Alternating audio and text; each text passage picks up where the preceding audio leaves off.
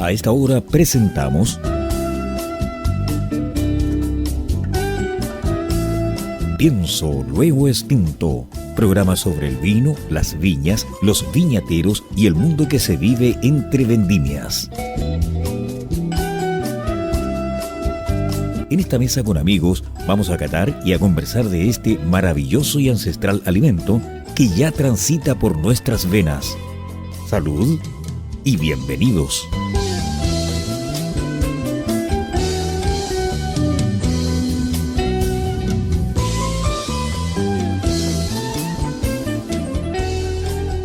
Muy buenas tardes, estamos en un nuevo programa de Pienso Luego Extinto. En estos momentos estamos ubicados en la comuna de Panquehue, quinta región, al lado de San Felipe, con un tremendo invitado. Antes de presentarlo, quiero darle un saludo a mi compañero panelista Max Mills. Maximiliano de las Mercedes. Sí. Buenas tardes, estamos acá en un lugar que yo había escuchado mucho, que incluso una vez vine sin Waze y no me perdí, pero ahora Waze los deja en la puerta de esta viña que hace vinos ya destacados y que me siento honrado de estar acá, Foncidental. Bueno, así es, estamos sentados en la terraza con el propietario de la viña, Mauro Foncidental. Mauro, muchas gracias, bienvenido, muy contento de estar acá nuevamente en tu hogar. Gracias a ustedes para invitarme, muy bienvenidos. Yo creo que en estos últimos 7 años, 8 años que ya he estado más involucrado en el vino, siempre, no sé, percibía con un halo de misterio,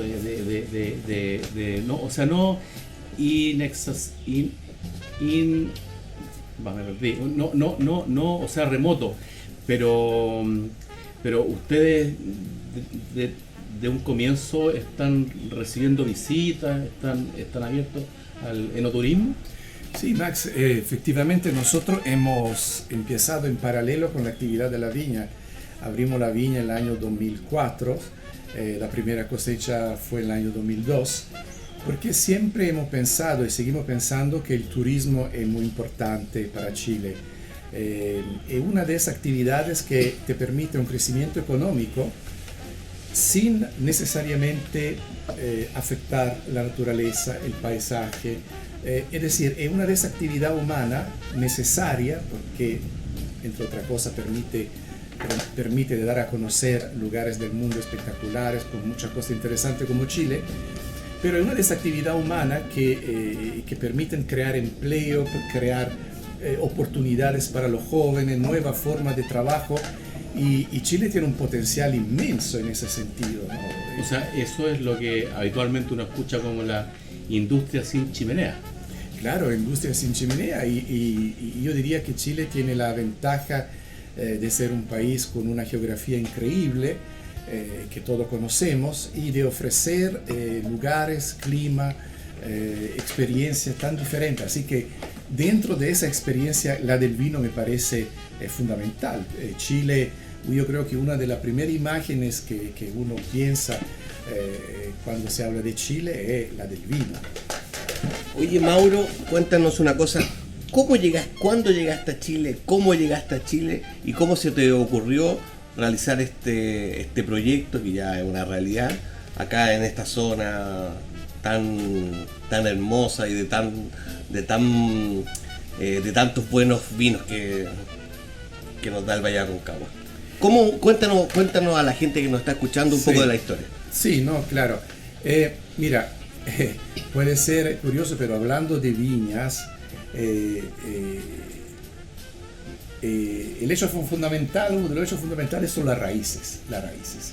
Y también en el ser humano las raíces son las que determinan su recorrido, su destino.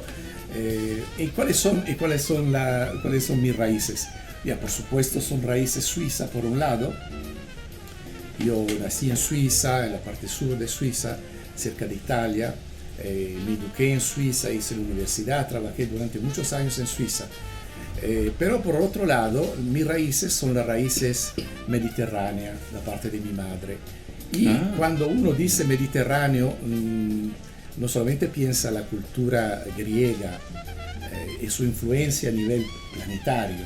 Los griegos inventaron una poca cosa como la filosofía, el teatro, la comedia, el género literario del cuento, es decir, una cultura que ha marcado una parte importante del hemisferio de la Tierra, y una cultura que evidentemente entre tanta cosa ha desarrollado, ha difundido tres elementos que, más allá de la forma arquitectónica, más allá de la filosofía, como hemos dicho, ha difundido tres elementos que son característicos de las raíces de la cultura mediterránea: el cultivo de la vid, el cultivo de los olivares, el aceite de oliva, y el trigo. Esos son los tres elementos que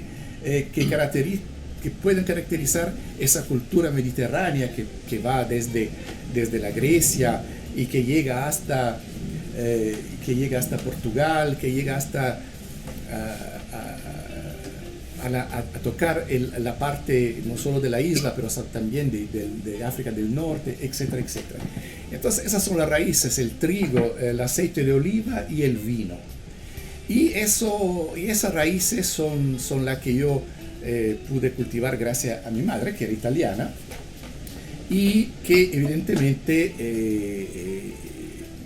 me acercó a tanta cosa y me acercó también físicamente a su país. Así que yo desde muy pequeño empecé a viajar, a conocer Italia, el sur de Italia. Y bueno, esa relación con el vino es algo de natural. No hay un rincón de la gastronomía italiana donde el vino no sea presente en forma protagónica, ¿no? Y en esa época, con tu madre, con tu padre, cuando eras joven, iban a las viñas. ¿Cómo funcionaba el enoturismo en esa época en Italia?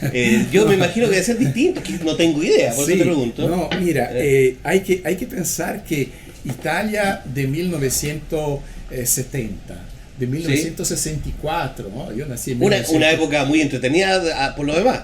Una época muy entretenida por lo demás. El cine italiano. Sí, el cine italiano, pero también los movimientos artísticos. Y los movimientos estudiantiles. Los movimientos estudiantiles, el Mayo 68 en París. Es decir, pasaban cosas. Pasaban muchas cosas. Ebullición ahí. Pasaban muchas cosas. Y bueno, yo en ese entonces, en los años 70, yo tenía como 12 años, 14 años.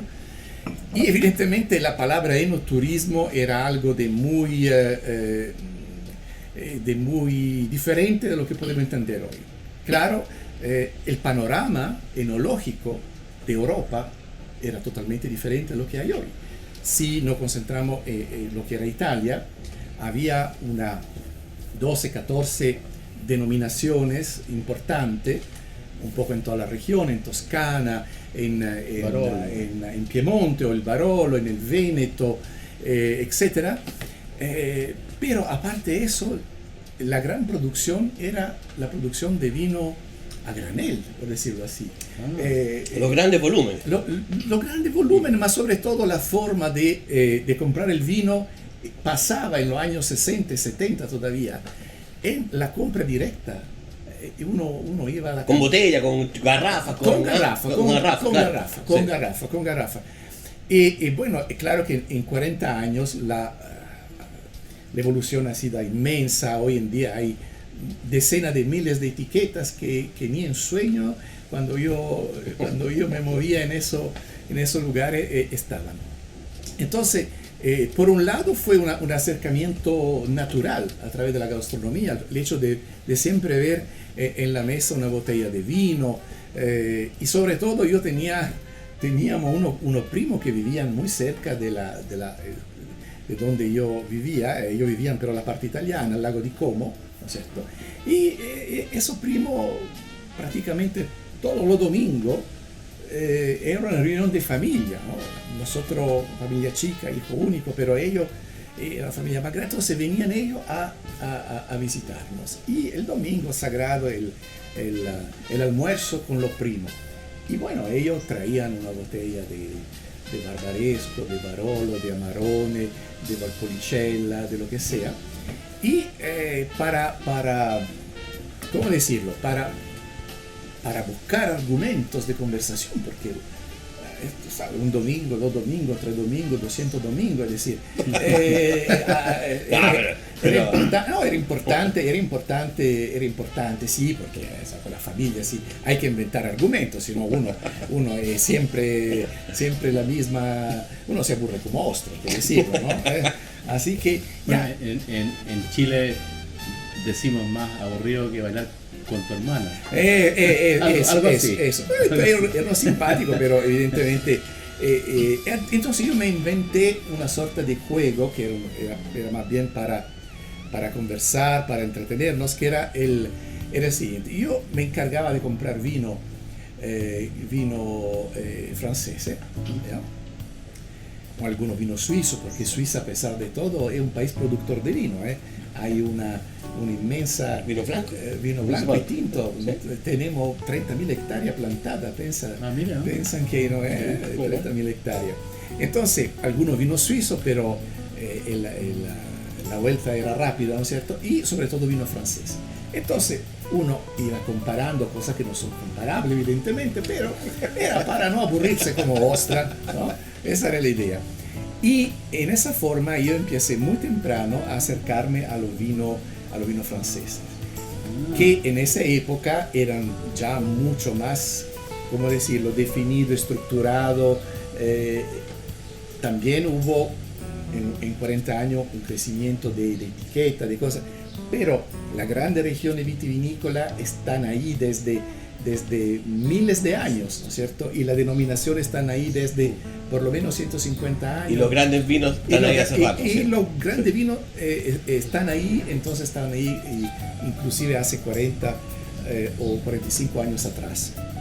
Y en esa forma yo me acerqué a un modelo de hacer vino diferente de lo que era presente en Italia en esos años, que era más bien vino de estilo familiar, de pequeña cantina, de cantina cooperativa, de pequeña bodega. Claro, había ya grandes productores, pero Francia era de verdad como el referente, ¿no? El referente.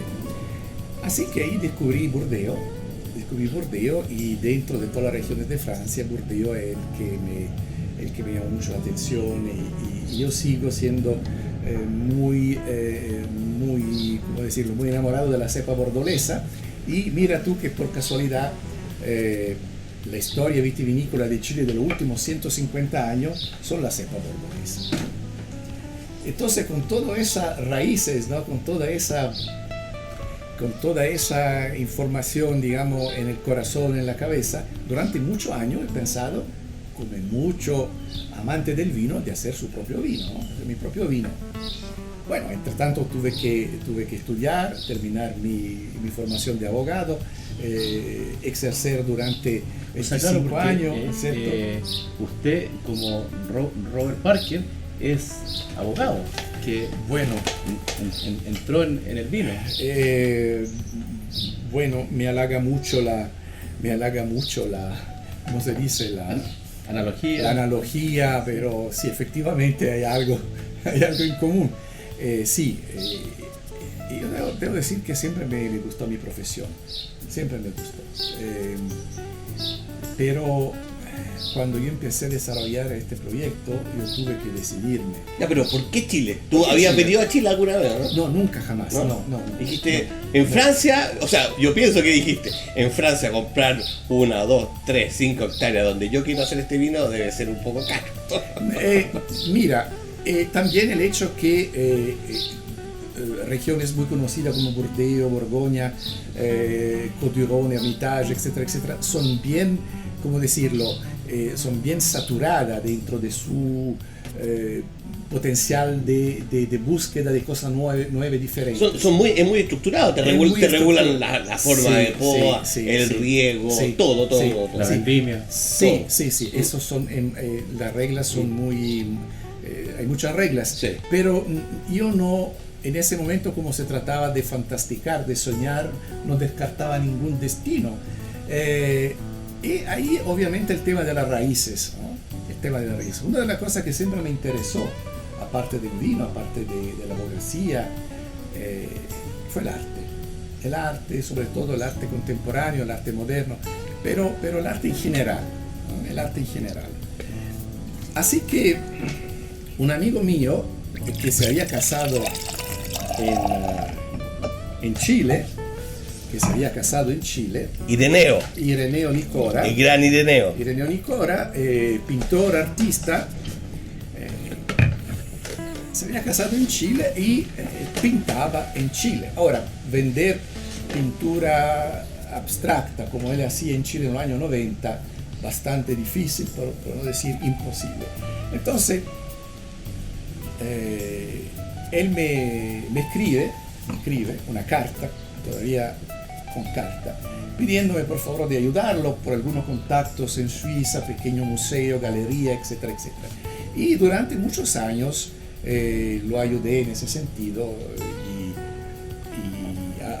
hasta cuando un día yo dije, ¿sabes qué? Tú me mandas siempre fotos lindas de donde tú vives. Vivía en San Esteban en ese entonces, un valle maravilloso, veo un rinconcito con viña, una poda de invierno que rece viña. Yo necesito vacaciones, eso era diciembre de 1997. Yo vengo a verte, vengo a ver cómo es ese lugar donde tú vives. Y además en paralelo, proprio en los años 90, principios de los años 90, mitad de los años 90, empezaban a llegar a Suiza los primeros vinos chilenos. Suiza es un mercado extraordinario para el vino, es un mercado increíble, es decir, no hay cosa que tú no puedes buscar en Suiza a nivel de vino, que sea californiano, que sea italiano, francés, portugués, de Georgia, de donde sea. Estaba llegando entonces los primeros vinos chilenos y dos vinos me llamaron mucho la atención. Puedo decirlo porque son vinos que todavía están presentes y marcan la realidad enológica chilena. Don Melchor y Conchitoro y Casa Real Exportación de Santa Rita, ese vino con la etiqueta antigua. Y encontré los dos vinos extraordinarios. La etiqueta en ese entonces decía Cabernet Sauvignon, porque hablar de mezcla o de blend en ese entonces era impensable. Sí. Bueno, entonces yo dije, bueno, qué vino maravilloso. Y ahora voy a Chile y voy a buscar algo más. Y había también catado algo de mi vecino, Viña Errázuriz. Así que cuando yo llegué en el Valle de Aconcagua, las cosas empezaron a armarse solita, ¿no? El destino. Sí, yo creo que eso siempre las dos cosas, uno lo que tú quieres hacer y uno lo que la realidad te permite de hacer, pero si tú no quieres hacer vino, nunca jamás la realidad te va a entregar una posibilidad de hacer vino, y eso vale por todas las cosas, ¿eh? Si tú quieres ser el mejor atleta de Chile, hay que creerlo, hay que desearlo, hay que hacerlo y después veremos las circunstancias. Hay que ponerse los pantalones cortos. Hay que ponerse los pantalones cortos y etcétera. Entonces, así que yo llego en el Valle de Aconcagua y literalmente me enamoro de ese lugar.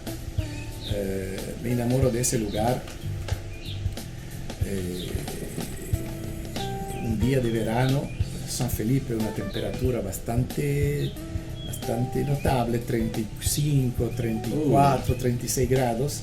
Y llegamos acá, 4 o 5 grados menos, un cielo azul, una brisa agradable.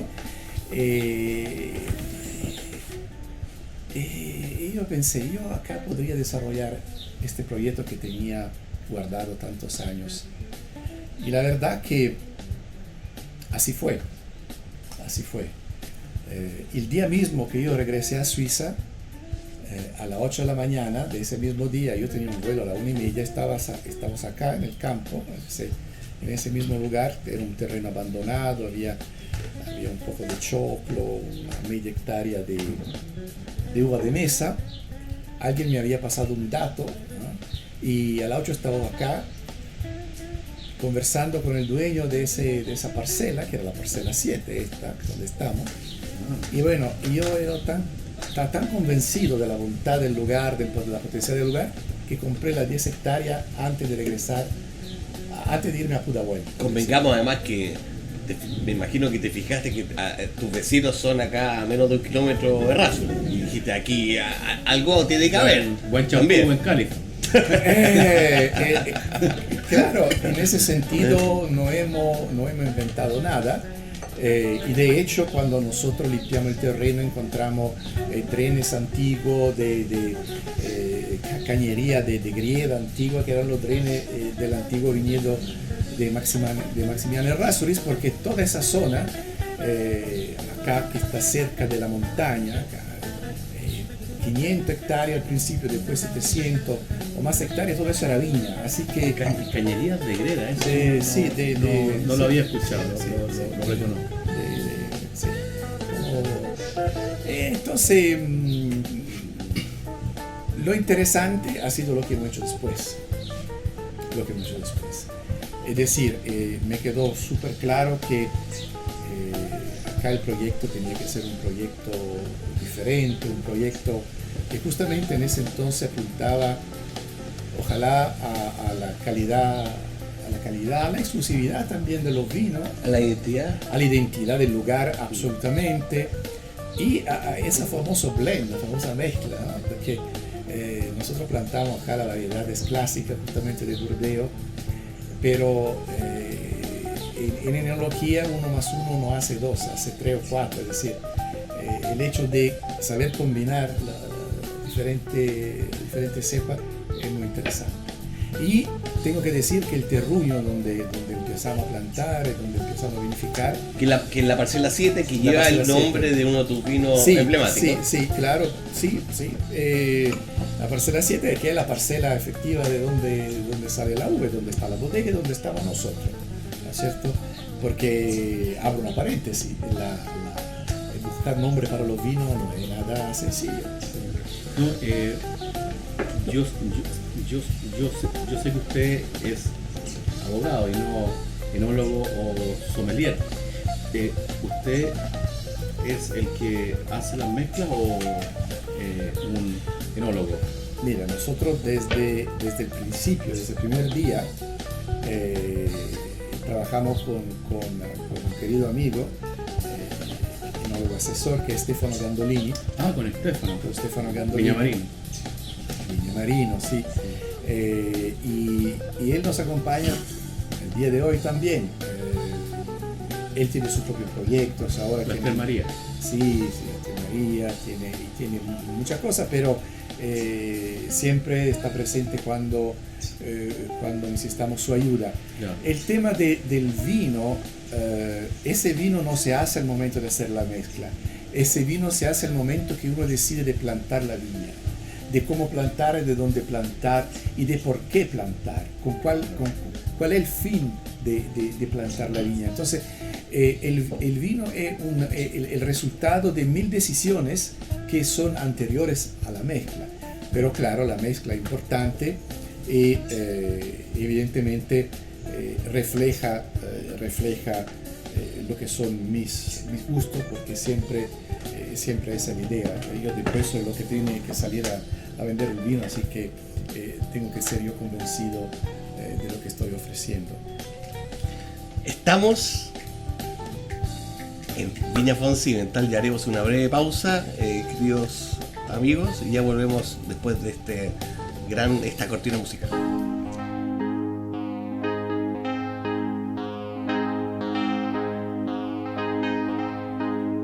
Early morning yesterday,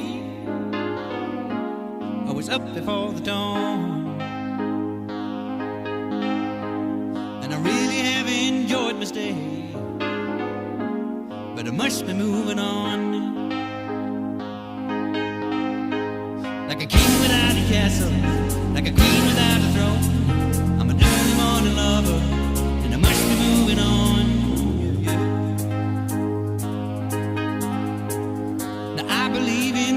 say is the undisputed truth. But I have to have things my own way to keep me in my youth. Like a ship without an anchor, like a slave without a chain, just a thought of those sweet ladies as they shiver through my veins. And I will go on shining, shining like brand new. I'll never look behind me, my troubles will be few.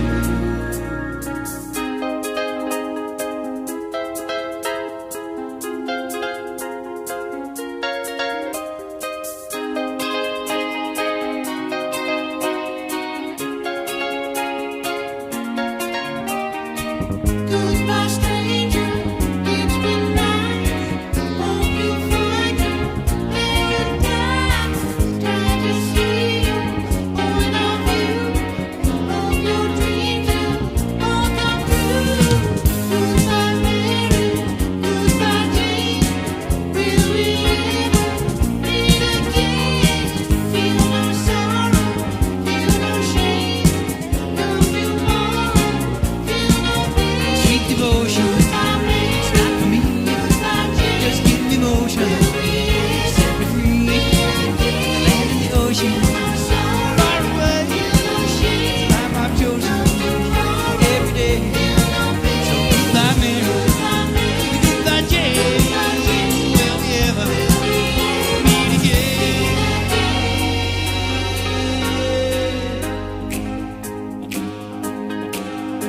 Now some they do and some they don't,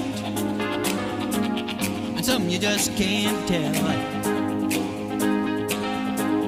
And some they will and some they won't, and some it's just as well.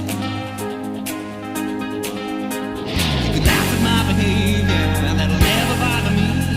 Say the devil is my savior, but I don't pay no heed. And I will go on shining, it's shining like brand new. I'll never look behind me, my troubles will be few.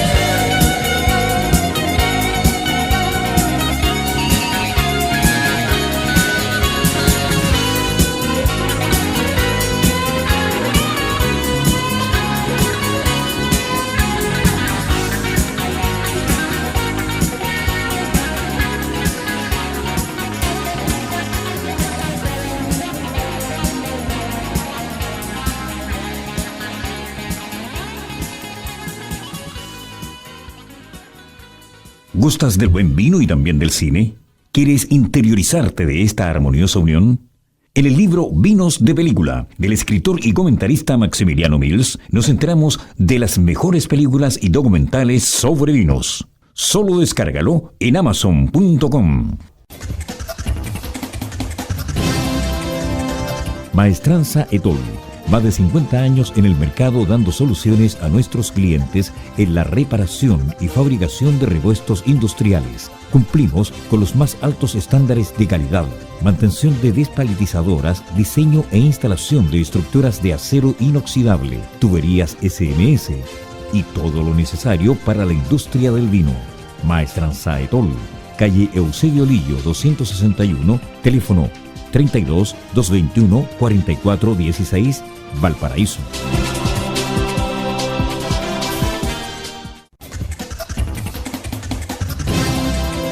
Nadie habla de vinos como lo hacemos en WIP.cl y porque somos el único medio especializado en vinos de Chile y Sudamérica. Auspiciado por sus lectores, por ti, no por bodegas. Gracias a tu pasión por el vino, podemos ser www.wip.cl. Sí, WIP, el único sitio web de vinos independiente de Chile y Sudamérica. Estamos presentando Pienso, luego extinto.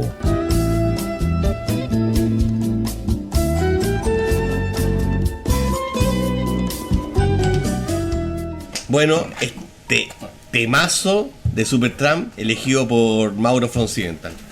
Take a long way home. Así es, Max. Gracias por el aporte y el nombre de la canción.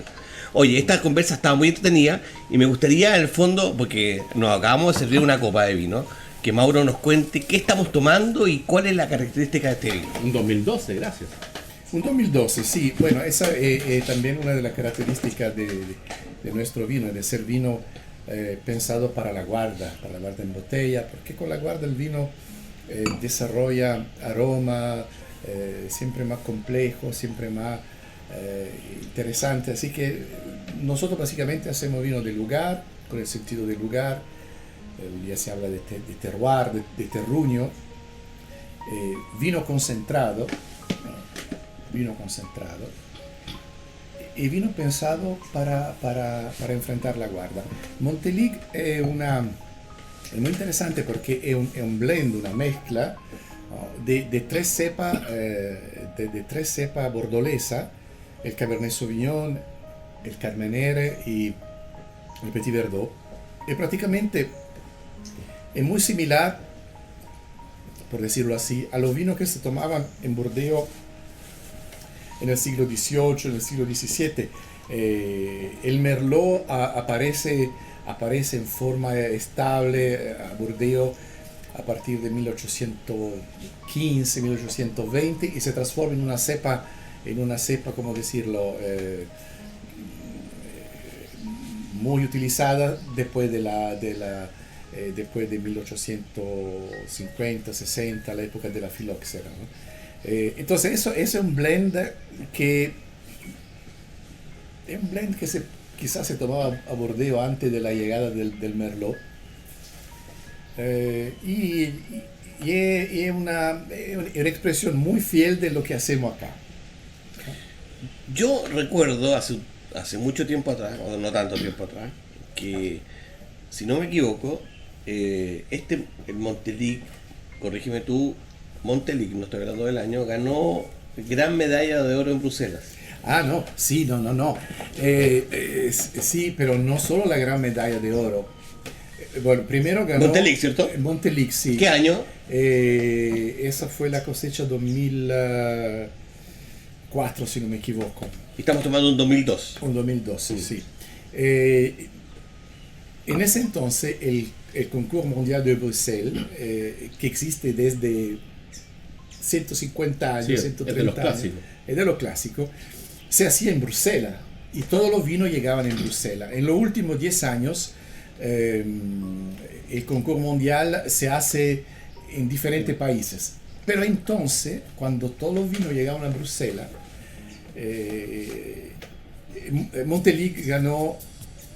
la grande medalla de oro, que era una sola en ese entonces, y se ganó el trofeo del The Best Wine in Show, es decir, el mejor vino de los 5.000 vinos presentes era un vino chileno y era Montelica. Mira. Pero ¿y ahí qué pensaste tú? Porque ¿cuánto tiempo llevaba viniendo? ¿Cuál fue tu primera cosecha de uva? La primera cosecha fue el año 2002. Imagínate, y el 2004 Ya, bueno, si ganas en el fondo Sí. una medalla a nivel mundial Sí. como uno de los mejores vinos tintos. Sí. ¿Qué dijiste? ¿Qué está pasando acá? Bueno, yo agradecí a mi abuelita que estaba arriba para, para ayudarme un poco en toda esa aventura, porque eso fue una aventura. Y yo compré... Pero después de pero después de 2 años. Sí, pero yo estaba plantado en 98. Empecé a plantar en 98. No, y pero, solo- pero es una cosecha. Sí, era una de las primeras, sí, sí. Aquí en el fondo el mundo del vino, cuando una viña ya es conocida a nivel mundial, puede tener 100, 150 años. Sí, ¿Eh? pero bueno, hoy en día las cosas se dan mucho más rápidamente y eso también nos ha permitido de darnos a conocer más allá de la dimensión que tenemos. Nosotros no... Eso, ¿dónde están hoy día? ¿En qué mercado está la parte de Chile donde yo sé que están muy fuertemente posicionados? Sí, sí, ¿En cuántos lugares del mundo, a cuántos países del mundo ustedes están llegando? Casi todo. No, nosotros 60% lo vendemos en Chile y yo creo que... Ah, 60%. Sí. Eso, la gente si quiere comprar tu vino en Chile, ¿dónde tiene que ir? Bueno, hay tiendas de la Vinoteca en Viña del Mar, hay tiendas de la Vinoteca en Manuel Montt. La Vinoteca es tu La socio Vinoteca- partner. Distribuidor exclusivo. sí. Perfecto. En Nueva Costanera, en Puerto Varas, es decir, en varios lugares de Chile e en algunos supermercados que tienen alguna cosa, pero evidentemente la Vinoteca y nosotros acá en la bodega tenemos todo. ¿Dónde está tu bodega para la gente que nos está escuchando? Sí, la bodega está entonces en Panquehue. La comuna de Panquehue es parte de la ciudad de San Felipe, quinta región, por supuesto. Y siempre decimos, estamos al lado de Viña Errázuriz. ¿No? Estamos al lado de Viña Errázuriz. Llegará un día que dirán Viña Errázuriz está al lado de Fonseca, no sé, pero... Ah, sí, también, ¿ah? Que Es como, se inviertan las es cosas. como el cuento del hijo, ¿no? Antes me decían, tú eres el papá de Mateo, ¿no? Mateo era tu hijo, ahora me dicen, las generaciones y la cosa. Fuera de broma, entonces en ese sector que se llama el sector de Viña Errázuriz, en Panquehue, a 4 kilómetros de la CH60. ¿Hay sala de venta? ¿La gente Hay puede sala- ir? hay sala de ¿Puede venta. ¿Hay degustaciones? Hay sala de venta, bueno, degustaciones, es decir, nosotros producimos, de algunos vinos producimos 3.000, 4.000 botellas, entonces la degustación propiamente tal, nosotros la ofrecemos con un tour, entonces en ese tour se puede probar 1, 2, 3 vinos, pero hay una sala de venta, Ya. se puede visitar la bodega y se puede hacer una reserva para hacer ese tour, para conocer el viñedo, la bodega, la bodega de la barrica, etcétera. Bueno, llegamos hace poco y estuvimos en la sala de venta, había mucha gente comprando, así que bueno, me parece muy bien. Sí, eso también es algo nuevo. Nosotros hemos introducido varias cosas, por decirlo así, en Chile. Hemos introducido, justamente Parcela 7 salió al mercado sin mencionar ni una sola cepa. Desde el primer día fue un blend, fue el resultado de un ensamblaje de vino y a poco se dio a conocer. Y en una época donde prácticamente todos los vinos chilenos se caracterizaban para una cepa en particular. Una cepa en particular. Aquí tengo una pregunta más técnica. ¿Sí? A sugerencia de un amigo del programa, don Eduardo.vino en Instagram. Eduardo Rodríguez. Eduardo Rodríguez, hace 2 años me dijo, la nueva cepa tinta que yo estoy investigando, catando, Sí. Siguiendo. produciendo, Sí. es la Cabernet Franc. Yo hoy día entré acá y vi enfrente el cuartel de Cabernet Franc. ¿Tiene pensado hacer un Cabernet Franc monovarietal a futuro? Mira, lo que más fascina a un viticultor o un enólogo experimentar, Ya. pero es una sorta de lujo que uno tiene que parar, porque imagínense, nosotros tenemos 30 hectáreas, son 4 viñedos, 30 hectáreas. Producimos mediamente 190.000 botellas al año. Ya. Hay 6 tintos y un blanco en una, ¿no es cierto? Entonces ya tenemos muchas cosas por ser una bodega tan chica. Y es claro, el Cabernet Franc es una componente extraordinaria dentro Parcela 7. Hay un buen 25%, 30% Ya. de Cabernet Franc, es una cepa muy interesante.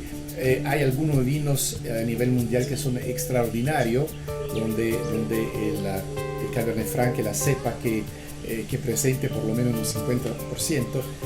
Es verdad, es una cepa interesante, tiene un potencial y en algunos terruños puede dar cosas sobresalientes.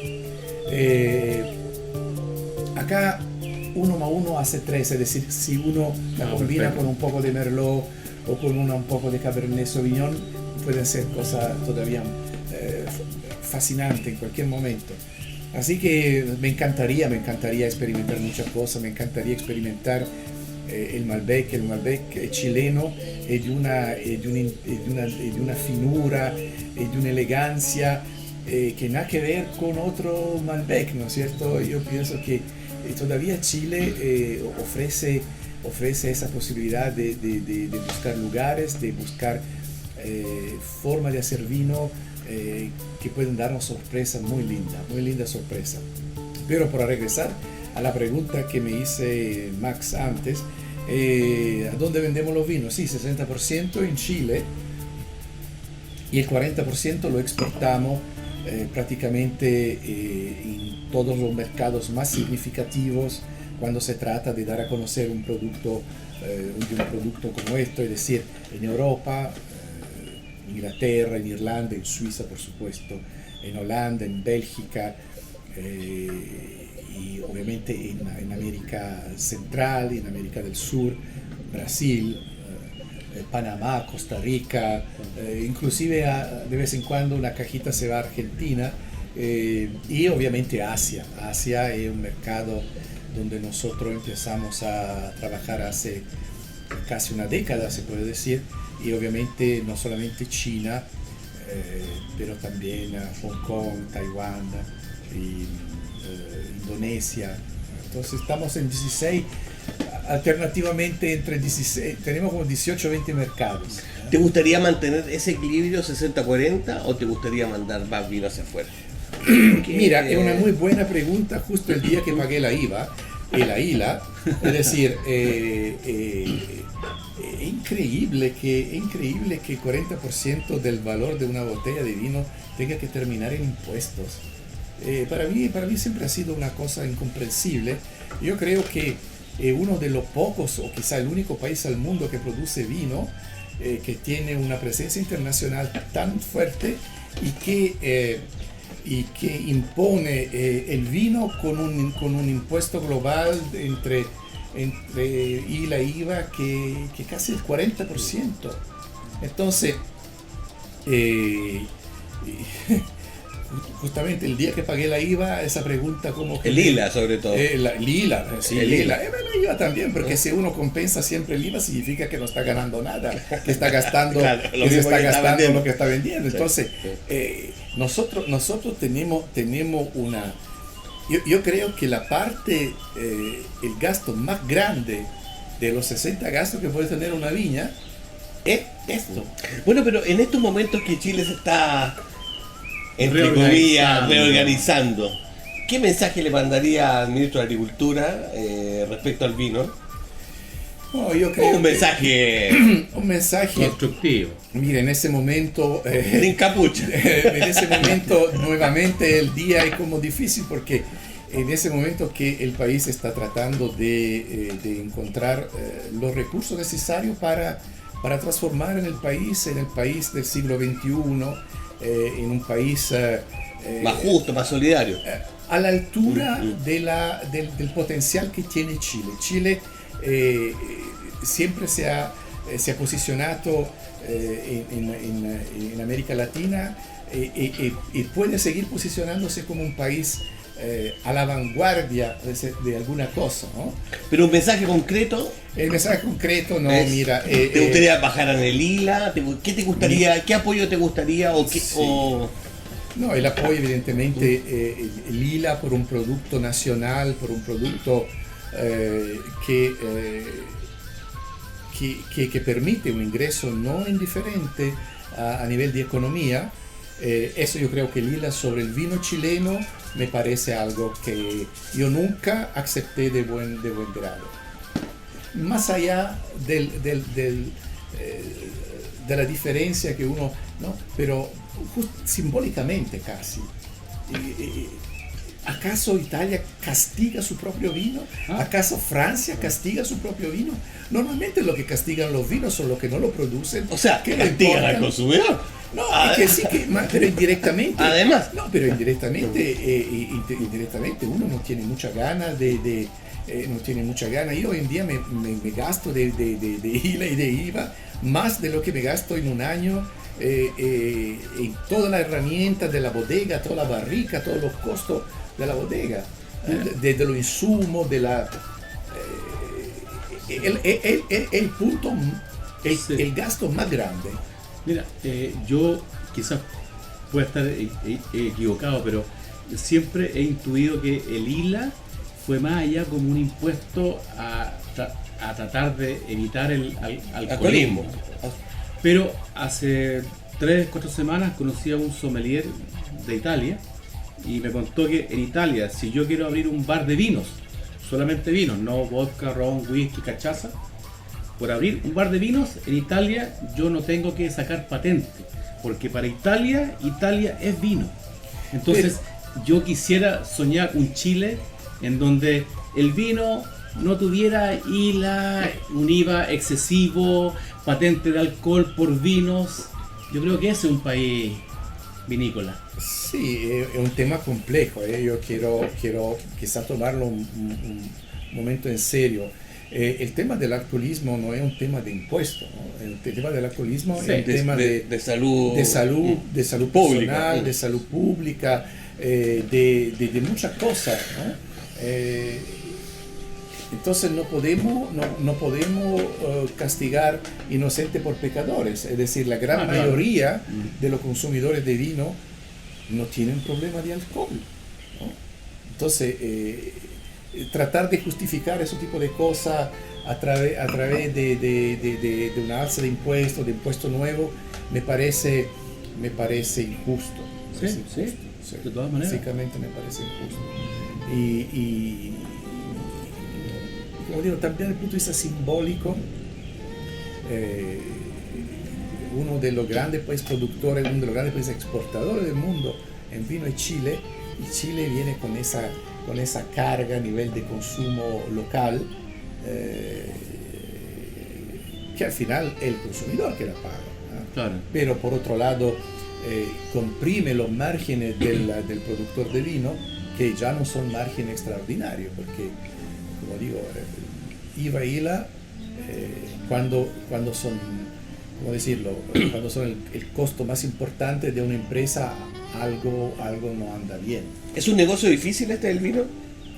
El negocio es tremendamente complejo, sobre todo cuando Es una inversión muy grande. Bueno, acá la inversión es una inversión de 3 generaciones, se puede decir. El trabajo de mis padres, mis trabajos y probablemente el trabajo también de mi hijo, que tendrá que hacer para enfrentar todo eso. Es un negocio difícil, justamente porque a ese nivel de vino, ¿no? Hay que verdaderamente llamar la atención. Nosotros no estamos haciendo vino a granel genérico, nosotros estamos haciendo otro tipo de vino que cuesta 20, 30 veces más el vino a granel.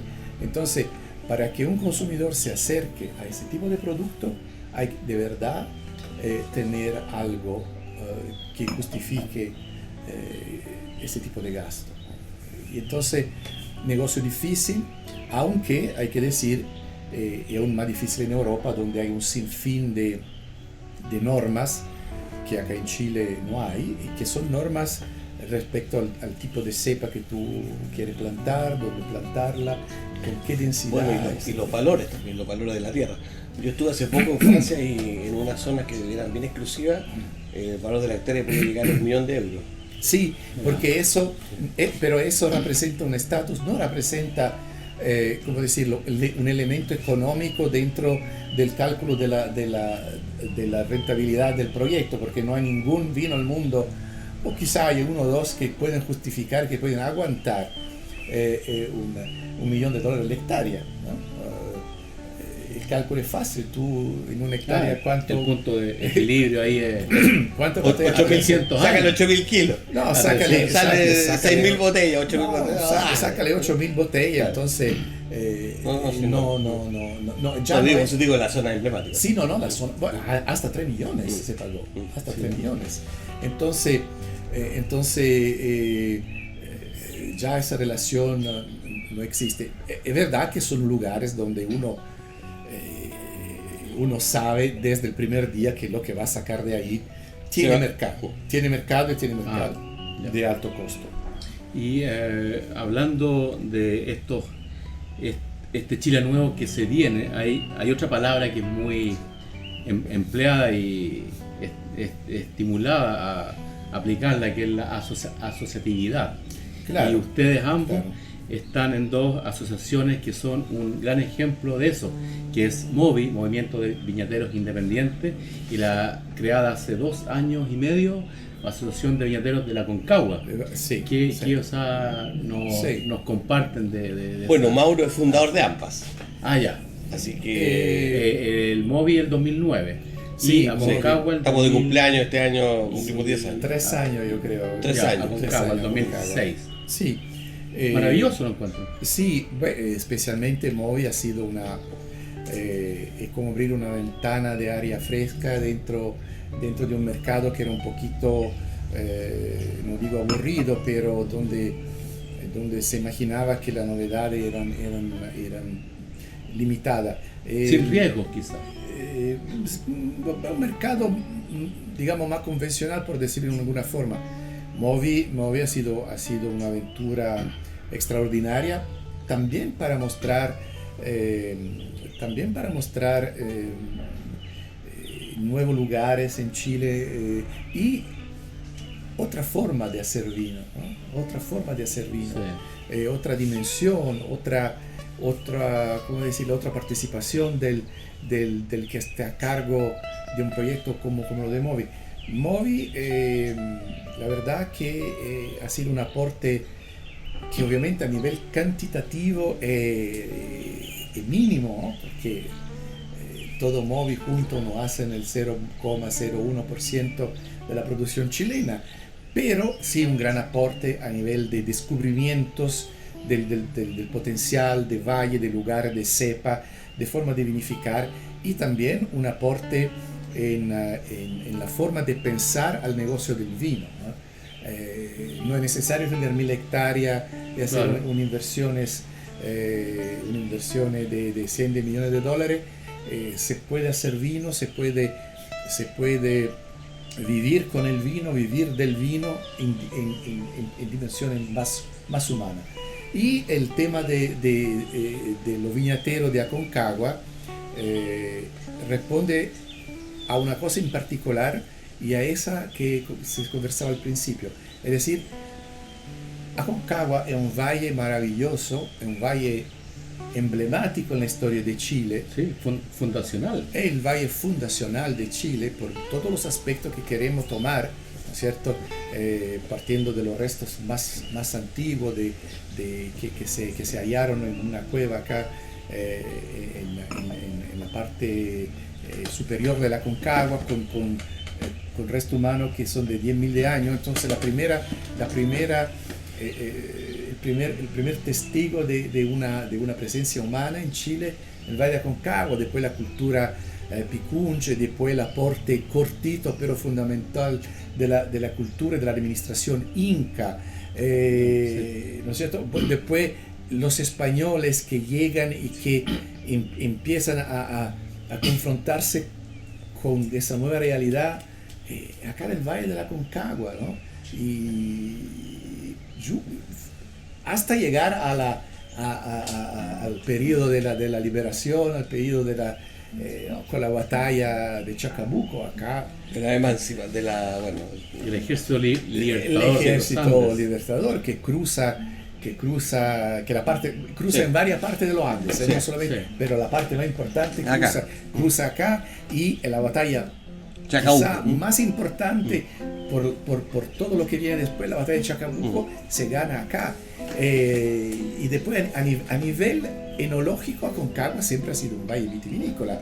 Cuando no se podía sumar la cabeza fuera de la cuadra que era Santiago, ¿cómo decir? Maipo. No existía Maipo. No, No, sí. Maipo, no, estamos estaba hablando de la hablando época de la colonia. Sí, ya. de la formación de la ciudad, claro. que acá Sí, de la cuadra, Entonces, que por el Mapocho por un lado. Claro, sí. ahí estaban los vivarachos de los mapuches, ¿no es cierto? Claro. Entonces, este valle ha sido un valle importante también por la historia del vino, sin mencionar, que ya lo hemos mencionado, a ese proyecto de Maximiliano Errázuriz con una viña importantísima acá en el valle, y hasta el día de hoy, ese proyecto transandino que tiene que colegar el Atlántico al Pacífico y beneficiar a Brasil, a Chile, a Uruguay, a Paraguay, a Argentina, Sí. pasa por el Valle de la Aconcagua. Es decir, decididamente un valle importante en la historia, en la realidad, y no solo del vino de Chile. Así que nosotros, ¿qué hacemos como viñatero de Aconcagua?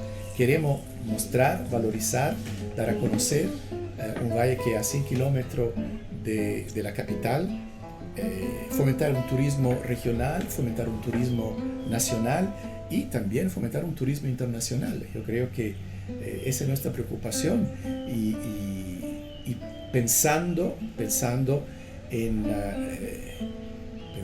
los aportes que ese tipo de flujo de gente puede aportar al valle, ¿no? Buscando nuevas perspectivas económicas y de empleo también, ¿no? La minería está bien, pero ya no más. La agricultura está bien, pero, ¿no es cierto? Entonces, eso sería el futuro. Uno de los grandes desafíos de Chile en general, desarrollar un turismo, preparar jóvenes que sean capaces de manejar el tema, y eso es más fácil que pensar a un Chile 4.0 hipertecnológico, que claro, también eso hay que hacerlo, pero lo primero, como se dice. El año pasado se realizó la primera fiesta del vino de Aconcagua. La vendimia, sí. La fiesta de la vendimia de Aconcagua. Sí. Fue un exitazo. Sí. Además, se logró juntar la fiesta de la vendimia con la venida del tren después de, creo que 15 años que no andaba el tren, Sí, o más. Sí, 25 años me parece. El tren Termina desde Santiago a Los Santos. Yayay. Santiago Yayay. Yayay. Ya. Entonces vino el tren, vino la gente, fue trasladada en buses a la fiesta fue un éxito. Mauro, ¿este año va a la fiesta? Sí, la fiesta va. Fiesta importante por muchos aspectos, y tenemos que, ¿cómo decirlo? Tenemos que apreciar y valorar la respuesta del público el año pasado. Nosotros 3.000 y tantas sí, personas, nos quedamos muy cortos porque Sí. estábamos pensando en algo como 800 personas, quizá con suerte, y llegó una cantidad de gente de toda la región del Valle de Santiago, y nos pareció fantástico. Y bueno, este año en marzo, es decir, este año 2020, el próximo año 2020, en marzo deberíamos repetirla. Estamos analizando las posibilidades con la Municipalidad de Panquehue, y sí, esperamos vivamente de poder replicar el éxito, y también de encontrar la forma para que ese tren que viene de Santiago, que el año pasado llegó con 500 personas, pueda ser un servicio un poquito continuo, no sí, una vez más al año, permanente, sino que, y yo creo que el Valle merece merece ser conocido y apreciado primero por los chilenos, ¿no? y después también por el turismo internacional. No, este año fui en marzo a la también primera fiesta de la vendimia del Valle de San Antonio. ¿Ya? Y también vine acá a la primera fiesta Sí. de la vendimia de la Concagua y creo que la gente está muy interesada, está ávida de conocer sus vinos, de identificarse y Mira, el compartir también claro. en estas fiestas Mira, y si uno lo piensa, regionales. si uno lo piensa bien, uno de esos oficios, lo de la producción del vino, que es muy participativo, ¿no? Hay muchas cosas, hay muchos labores que implican el poder realizar una botella de vino. La agricultura, la tierra, la enología, el marketing, la El exportación, transporte. el transporte. Es decir, es una de esas actividades donde uno puede conocer el país, ¿eh? Conocer la gente del país. Y su gastronomía también. Su gastronomía y Claro, eso, y yo además. creo que la identidad de Chile puede pasar también a través del vino, ¿no? Porque los productos de la tierra chilena se celebran en forma insuficiente, ¿no? Porque es un país exportador, entonces todo se va para afuera, pero el vino en parte se queda. Es algo que, por regresar al tema de las raíces, es algo que penetra profundamente en la realidad del país. Entonces yo creo que el vino como elemento comunitario, como elemento de identidad del país, es importante, porque el 18 cada vez se aleja más en el tiempo, ¿no? Con reggaetón.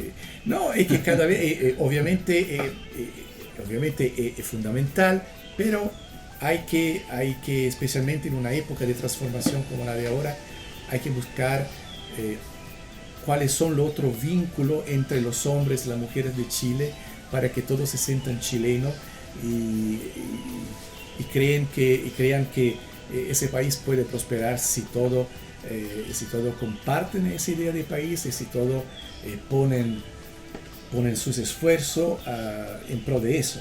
Acá no se trata que la pega tiene que hacerla una parte de la sociedad o los políticos, los empresarios, los trabajadores. No, esa es una pega, esa búsqueda de un nuevo contrato, de un nuevo pacto social, que es algo de muy noble, ¿no? Es algo de muy noble. Eso es un trabajo, es una actitud que todos los chilenos tenemos que tener, ¿no? para que resulte. Nos estamos acercando al final, pero nosotros en el programa obsequiamos una botella de vino previa pregunta sobre el invitado de hoy. Entonces creo que la pregunta de hoy día podría ser ¿en qué lugar estamos? Y el primero que la responda por Instagram se gana nuestra botella de vino. Concepción. Sí. Así que, Sí. señores Eso. auditores queridos. ¿Qué vino, oye? Se van a... No, el vino... tenemos varias alternativas. Tenemos 3 monos de regalo. Narbona. Sí, Narbona Wines de regalo. Sí, sí. Y también si el acá se pone con un Parcela 7 excelente sería. Sí, no, bueno, obvio, claro que sí. Obvio, Entonces, claro que sí. Primera persona Sí. que responda hoy sábado 28 de diciembre, entre Navidad y Año Nuevo, un gran vino para su fiesta de Año Nuevo. ¿En qué lugar estamos? ¿En qué lugar crecen las uvas que hacen estos vinos maravillosos de Fonsidental? Primero que responda se gana una botella. Perfecto. Yo quiero terminar con una última pregunta. Difícil, o no sé si es difícil, pero ¿te ha pasado, Mauro, o qué te ha pasado, Mauro, cuando has vuelto a Francia, a Burdeos? O no sé si has vuelto, pero has vuelto a tomar los vinos de Burdeos y tienes al lado tus botellas. ¿Qué sientes? ¿Sientes cómo ves tus vinos comparados con los vinos de Burdeos? ¿Cómo te sientes? ¿Cuáles son las diferencias? ¿O qué se te pasa por tu cabeza? Mira, siempre interesante comparar, pero estamos en dos condiciones totalmente diferentes. Podría ser maluco, es decir, que Burdeos tiene condiciones excepcionales como nosotros tenemos prácticamente todos los años, ¿no? Una temporada sin lluvia en la fase de la brotación, de la floración, de la cuaja, ¿no es cierto?, de la pinta, de la cosecha, un verano cálido, noches frescas. Entonces, esas condiciones, especialmente en la zona del Valle Central en general, ¿no?, y acá en particular, esas condiciones nos dan una ventaja que es increíble, porque el clima, francamente, en Burdeos, 1 de cada 3 años juega en contra del productor, juega en contra del enólogo y juega en contra del consumidor.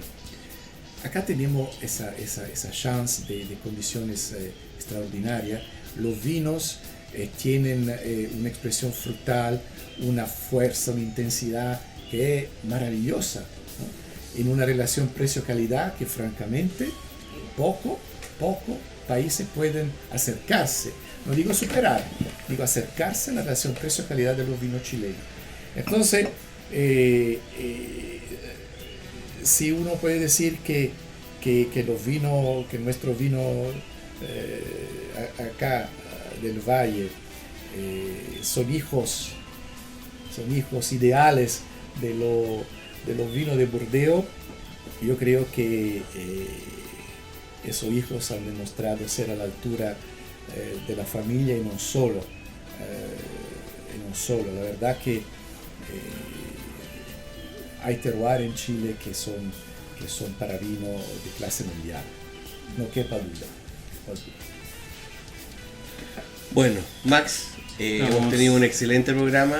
Siempre se hace corto. Siempre se hace sobre todo, corto. Muchas Sí. gracias, Gracias, Mauro Fonsivental, por Mauro. recibirnos en tu casa. Gracias a ustedes. Gracias por entregarnos todos estos conocimientos y estar abierto en el fondo a grabar este programa acá. Sí, un placer.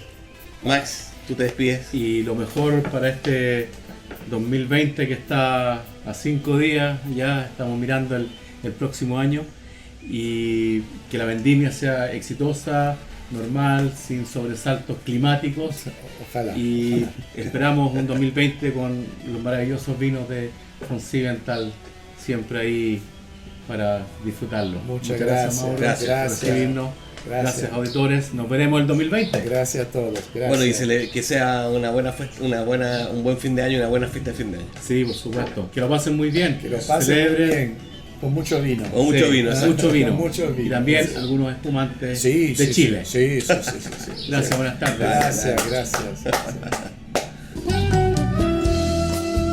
Hemos presentado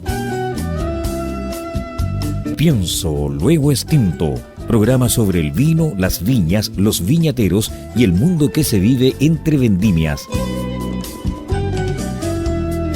En esta mesa con amigos hemos catado y conversado de este maravilloso y ancestral alimento que ya transita por nuestras venas. Salud y nos escuchamos la próxima semana.